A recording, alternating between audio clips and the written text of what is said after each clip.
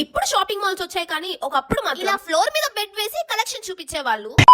Hello buddies, welcome back. I am Amrita. మా అక్క వాళ్ళు అందరు రిలేటివ్స్ మాక్సిమం కడపలోనే ఉంటారు కాబట్టి ఏ అకేషన్ వచ్చినా కడపకు వెళ్లాల్సి వస్తుంది. మేము నువ్వు కాబట్టి కొట్టొదిలేసారాళ్ళని, నేనైతే కైమా కొట్టేద్ది రే. కడపరా మాది రాయలసీమ పులి.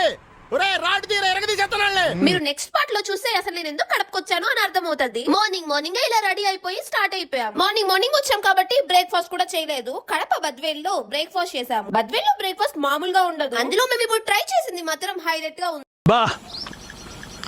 సూపర్. ఇప్పుడంతా షాపింగ్ మాల్స్ వచ్చాయి కానీ అప్పుడు మాత్రం ఇలాగే ఉంటదంట షాప్స్. మన బద్వేల్ వాళ్ళు ఇంకా ఫాలో అవుతున్నారు. ఆ చిన్న అకేషన్ కి షాపింగ్ చేయడానికి అయితే వచ్చాము.